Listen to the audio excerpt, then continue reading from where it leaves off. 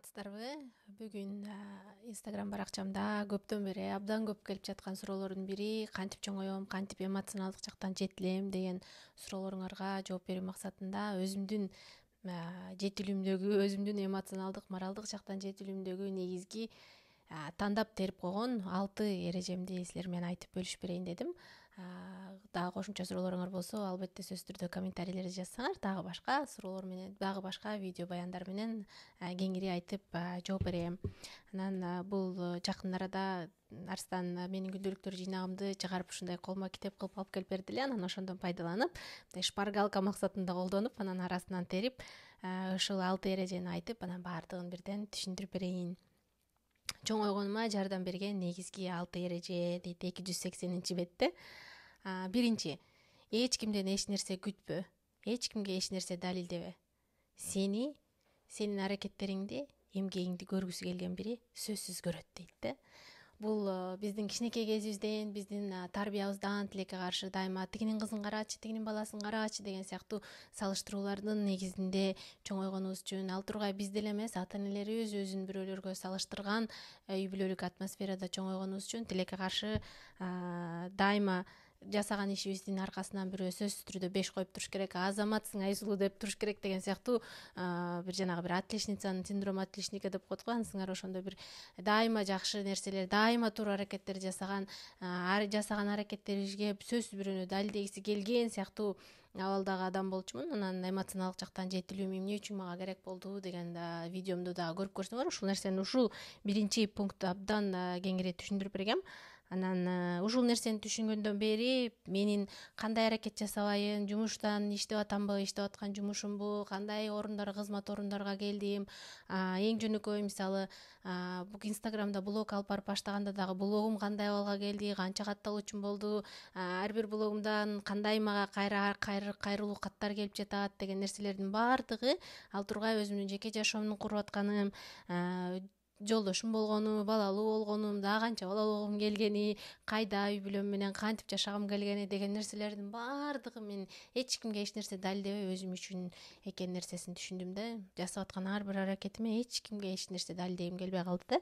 Анан бул дагы бир эмоционалдык жактан жетилүүнүн эң негизги сонун аракеттеринин бири экен. Себеби анан дагы дайыма ойлочумун, ушул нерсени жасап койсом анан баланча бир тууганым, анан баланча бир досум келип, анан баланча киши келип жумуш ордунан, баланча бир жетекчим келип, анан мага сөзсүз түрдө азаматсың, Айсулуу деп сөзсүз түрдө рахматын айтып, анан мени мактап туруш керек экен деген түшүнүктөн арылгандан бери жан дүйнөм ушунчалык тынчып калды да. Бул нерсени мисалы жумушта иштеп атсам да, ооба мен иштеп атам, албетте сөзсүз түрдө мага рахмат айтып туруш керек. Бул да абдан мындай адамдын, жетекчилердин дагы жаныңда иштеп аткан кесиптештердин моралдык жетилүүсүнө келип такалган нерсе. Бирок рахмат айтпай койсо да мейли, себеби мен айлыгымды алып атам.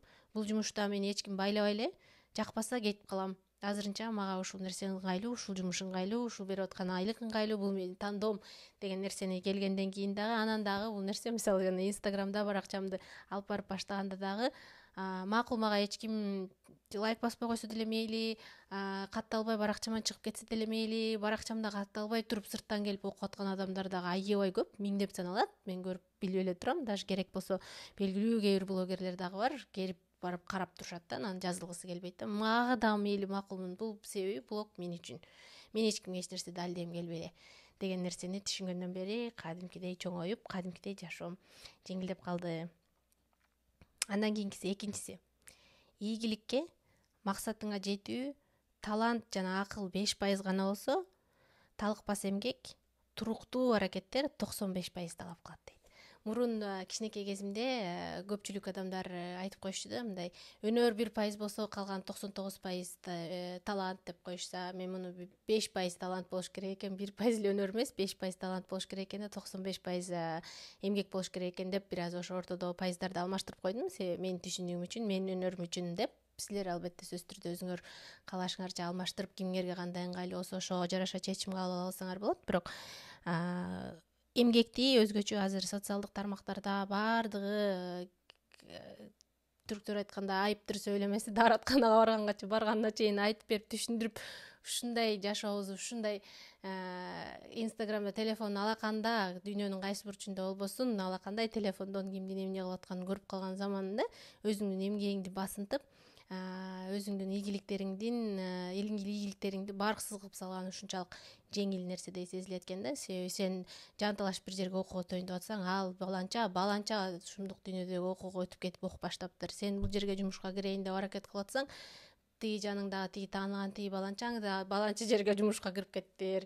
Анан аны элдин баары айтып атат, керек болсо алып гезиттерге чейин чыгып атат, атайын ал тууралуу макалалар жазып атышат деген сыяктуу. Анан мисалы сен канчадан бери кандай блог жазып бери аракеттенип атсаң да, жөнөкөй бирөө пранк тартып койсо ошону миллиондогон кишилер көрүп салып атат. Анан ушундай оор өзүңдү дайыма кааласаң каалабасаң да салыштырып калыш керек болгон дүйнөдө эмгегиңди, өзүңдүн жасаган аракетиңди барксыздаштырып салган ушунчалык оңой болуп калыптыр да. Ошол үчүн кайсы бир максатка жетүү үчүн, кайсы бир эмгегиңди өзүң каалагандай абалга алып келиш үчүн өнөрүң сен ошол жасай турганга калбоо тилегиң бир 5% гана болсо, калган 95% сенден талап кылына турган дайыма туруктуу аракет, күндө жасала турчу. Эгер ортодо жыгылып калсаң дагы, жасагың келбей мотивацияң түшүп кала турган болсо да, кайра эртеси туруп ошол таштаган жериңден айда алып көтөрүп чыгып кете турчу туруктуу эмгегиңден көз каранды экен. Ушул нерсени түшүнгөндөн бери мен кайсы максат койбоюн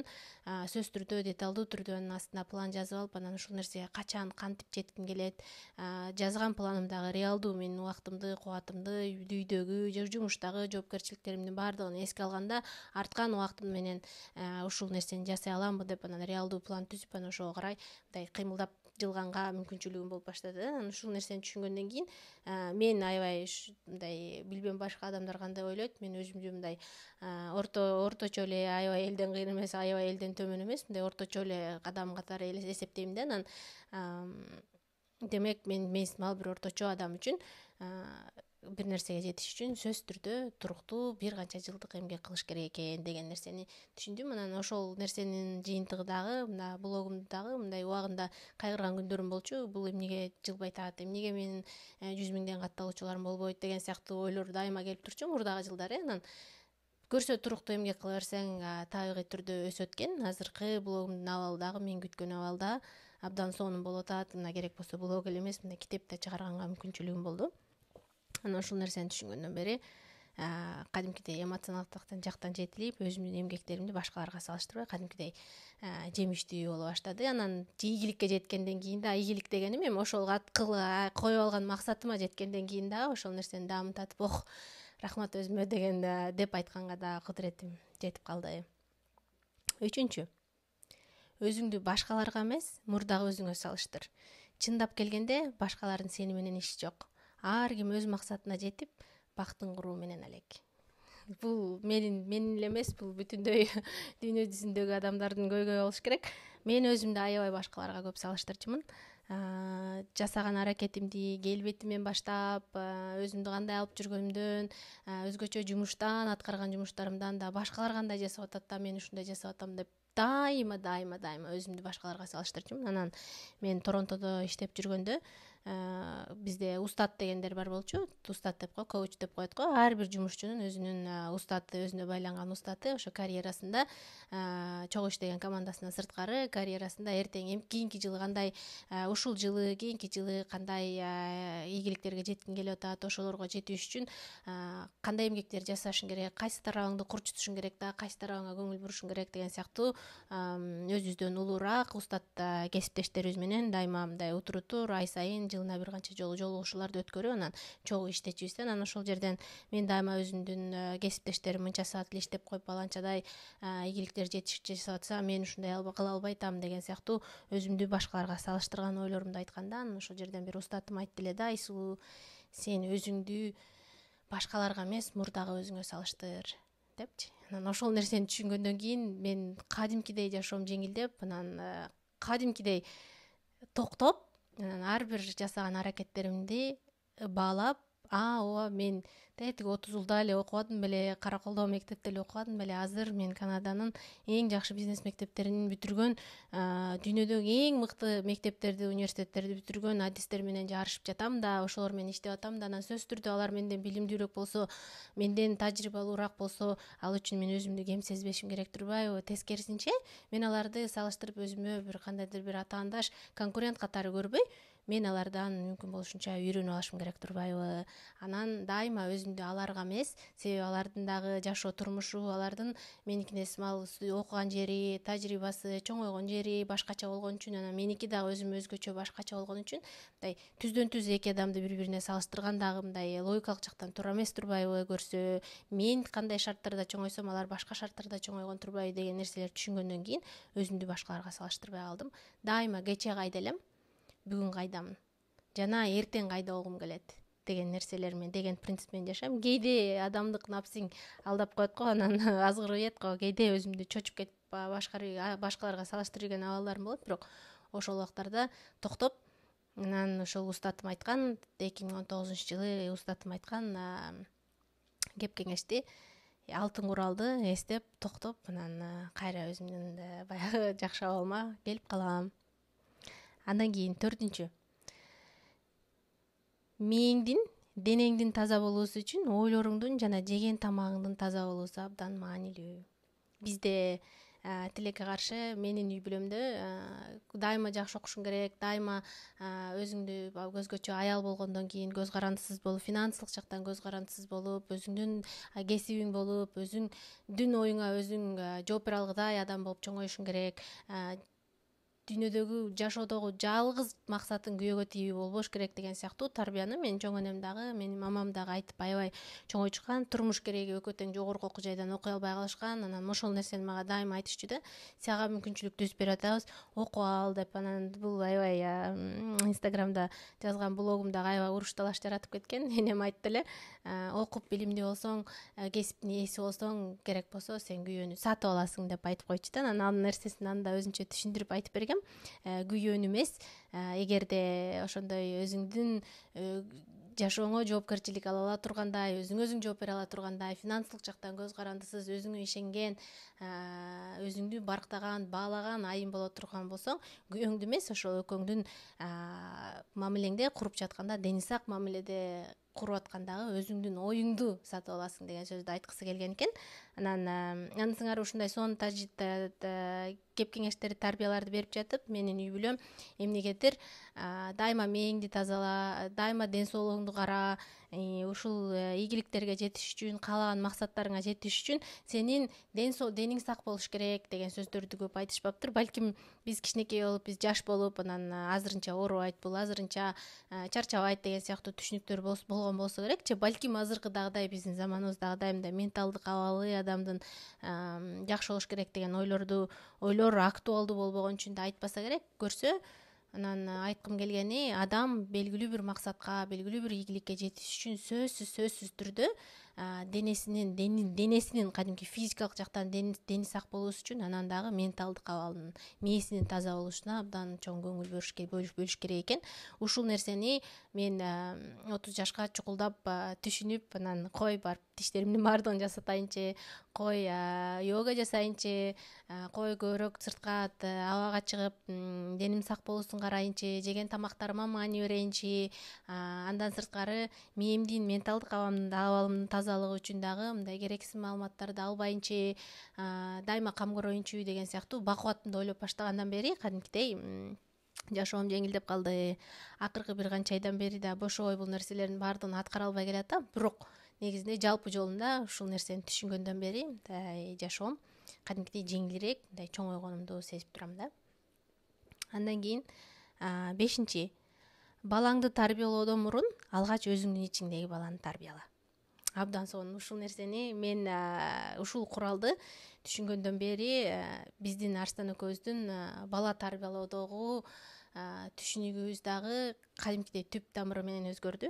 Эмоционалдык жактан жетилбегеним, менин дагы деле ичимде бир өзүм чоң аял болсом деле, эл аралык деңгээлде эл аралык фирмаларда иштеген адис болсом деле, ичимде дагы деле коюп отурган кичинекей бала жашайт экен, дагы деле бирөө бир нерсе деп койсо таарынып калат экен, дагы деле өзүнүн бир нерсени оюна алат экен. Анан баласы жиндеп атса, ошол нерсеге өзүн күнөөлөп, баласы жиндеп атса, баласын сороткондун ордуна өзүн сороото албай калат экен деген сыяктуу абалдарымды көргөндөн кийин, мындай ушул нерсеге эне болгондон кийин сездим, өзүмдү көзөмөлдөп көрүп, анан көрсө мен балама каалагандай, өзүм каалагандай аң сезимдүү боло алуум үчүн баламды эмес, алгач өзүмдүн ичимдеги баланы тарбиялашым керек экен, ошол баланы чоңойтушум керек экен, ошол бала эмоционалдык жактан жетилиш керек экен, өзүнүн эмоцияларын башкарганды билиш керек экен деген нерсени түшүнгөндөн бери балам экөөбүздүн мамилебиз дагы, экөөбүздүн бир эне бала катары куруп аткан мамилебиз дагы кадимкидей түп тамыры менен өзгөрдү. Көрсө ата эненин өзүнүн эмоционалдык жактан жетилбегени анан баласын чоңойтуп жатканда абдан чоң таасир берет экен да. Мисалы эң жөнөкөй оор абалда келгенде, мисалы эмоционалдык жактан жетилбеген ата эне, мисалы баласы чырылдап ыйлап атканда өзүн башкара албай кетип баласын көтөнгө деле чаап коюп аткан абалдар келип атпайбы? Ошол нерселердин баары көрсө ата эне алгач өзүнүн ичиндеги баланы тарбиялап, өзүнүн жашоосун ары бери ар жак бер жагын карап, өзүнүн жашоосун түздөп, баш учун жыйып алып, ар жак бер жагын жыйнап, мээсин тазалап алып, анан өзү чоңоюп алып, анан баласына кадимкидей татыктуу тарбия бере алат экен да. Ошол үчүн айткым келгени, эгер эмоционалдык жактан жетилгиси келген адам алгач бала тарбиялоодон мурун, алгач балалуу болуудан мурун, кокус баласы болгон болсо дагы, эми азыр дагы кеч эмес, сөзсүз алгач өзүнүн ичиндеги баланы тарбиялап, эмоционалдык жактан жетилтип алуусуна көңүл буруусу абдан керек экен. Өзү эмоционалдык жактан жетилген, өзүнүн аракеттерине жоопкерчилик ала алган адам сөзсүз түрдө баласы менен ден сак мамиле курганды билет, анан дагы баласына эң чоң сонун үлгү боло алат. Андан кийин 6-чы, түгөйүң менен ден сак мамиле куруу үчүн жалгыз сүйүү жетпейт. Күндө сүйлөш, убакыт бөл, камкордук жаса. Бул дагы абдан керектүү, эң сонун курал. Менин жашоом ушул нерсени түшүнгөндөн кийин менин жашоом да кадимкидей түп тамыры менен өзгөрдү, чоңойгонумду сездим. Мен кандай үй бүлөдө чоңойгом, кандай чөйрөдө чоңойгом, эгер бириң бириге ашык болуп жакшы жигитке жолугуп анан сүйлөшүп үйлөнсөң, андан ары жашооң жомоксумал, жомоктордогудай эле уланып кетет, сонун болот деген сыяктуу түшүнүктө болчумун. Анан көрсө жашоонун чындыктары бетке чапкандан кийин жалгыз сүйүү, ошо ашык болуп үйлөнгөн жолдошуң экөөңдүн сүйүүң ошо мамилеңди куткарып калуу үчүн такыр жетпейт экен да. Мамиле үчүн жана абадагы сүйүү деп айтып коет го, анысыңары ошондой экөөң бири бириңе ашык болуп жана абадагы сүйүү абалың балким бир канча жылга, 1 жыл 2 жылга үйлөнгөндөн кийин жете турган болсо, андан ары өзгөчө балалуу болгондон кийин, андан кийин жашоонун жоопкерчиликтери дагы көбөйгөндөн кийин дени сак мамиле куруу үчүн көрсө мындан ары сүйүүмдүү ушул абалда аруу таза, бири бирин сыйлаган, жаман көрүп калбаган абалда улантып кетем деш үчүн адамдар, түгөйлөр бири бири менен экөө тең, түгөйлөрдүн бирөөсү эле эмес,